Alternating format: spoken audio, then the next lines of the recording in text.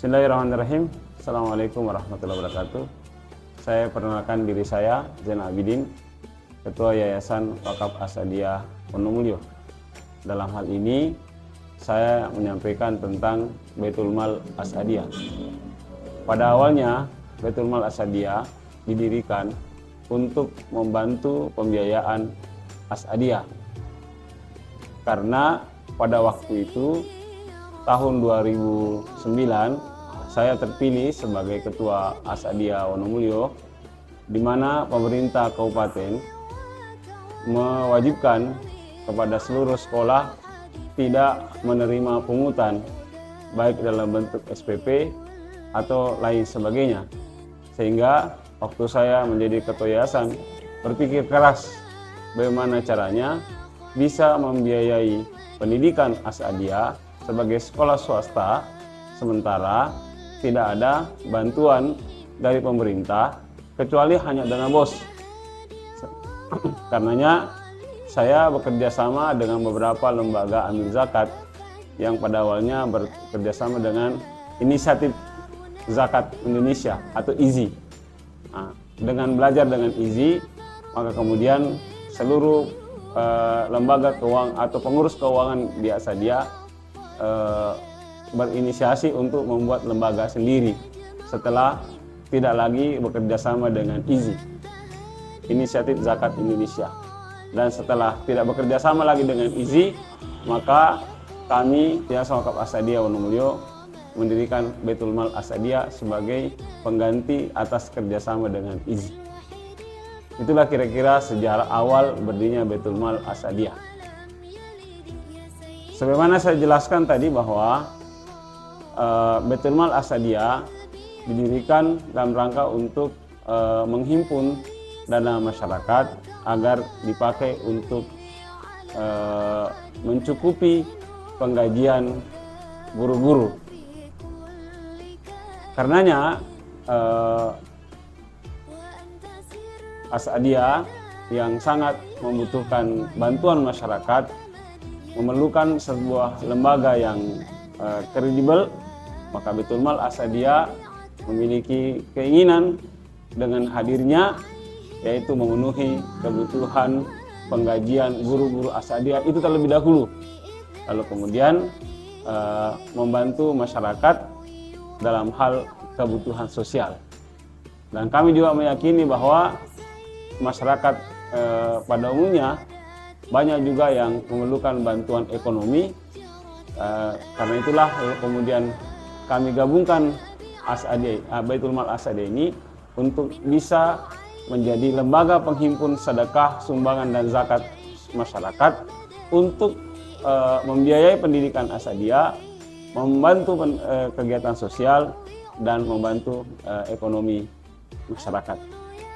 Saya kira itu tujuan, visi dan misinya Baitul Mal Asadiah ini didirikan. Kami membagi 3 program utama Baitul Mal Asadiah ini. Pertama yaitu bagaimana agar seluruh potensi yang terkumpul di Baitul Mal Asadiah bisa digunakan 50% untuk kebutuhan pendidikan. Jadi dia menjadi beasiswa atau membiayai santri-santri penghafal Al-Quran yang ada di Asadiah. Jadi 50% dari penghasilan yang didapatkan dari sedekah, zakat, sumbangan, infak itu digunakan untuk pendidikan. Berikutnya, kita juga melakukan kegiatan-kegiatan sosial atau program sosial, membantu orang sakit, membantu orang miskin, melakukan kegiatan buka puasa bersama, membantu mu'alaf di Mamasa, dan lain sebagainya. Itu program yang sifatnya sosial. Adapun program yang sifatnya ekonomi, kita mencoba untuk membantu satu pengusaha, 2 pengusaha kecil, agar dia lagi tidak terlibat atau tidak terpapar dengan utang rentenir yang menyebar di masyarakat. Kira-kira kalau ada pengusaha kecil yang membutuhkan modal 2 juta, 3 juta sampai 5 juta, nah ini Baitul Mal Asadiyah merespon apabila ada yang datang ke Baitul Mal untuk minta bantuan modal. Ya, kira-kira begitulah tujuan utama atau program utama daripada Baitul Mal Asadiyah ini. Tantangan kita dalam mengelola atau menghimpun dana-dana masyarakat di Baitul Mal Asadiyah ini, di mana masyarakat sekarang ini banyak yang tidak memahami tentang zakat. Lebih banyak memahami tentang zakat fitrah, tetapi zakat mal, zakat pertanian, zakat peternakan banyak yang tidak tahu. Sehingga kami masih sulit untuk menghimpun zakat sebagaimana yang diamanahkan oleh undang-undang. Tapi kalau dengan sedekah itu cukup banyak yang mau bersedekah. Kita menggunakan dalam penghimpunan sedekah masyarakat, yaitu melalui ada kaleng nanti ya, bisa diperlihatkan kalengnya, itu bisa kita jadikan sebagai sarana untuk menghimpun sedekah masyarakat. Tantangan berikutnya adalah masih banyak juga masyarakat yang ingin menyerahkan sumbangannya secara langsung, tidak memahami kepentingan atau pentingnya sebuah lembaga, agar lembaga itu menjadi penyalur daripada sumbangan sedekah dan infaknya kepada masyarakat. Nah, ini tantangan kita juga. Dan saya kira ini menjadi tantangan semua lembaga amil zakat, termasuk induk yang dibangun oleh pemerintah, yaitu Basnas. Ini menjadi tantangannya. Kenapa? Karena ada masyarakat belum mempercayai sepenuhnya terhadap lembaga-lembaga amil zakat, di mana masyarakat lebih suka untuk menyerahkan zakatnya secara langsung.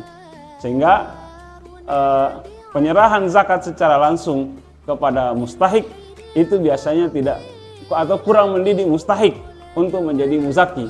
Padahal kalau bisa melalui laz, nanti bisa mustahik itu dirubah statusnya sebagai mustahik menjadi muzaki.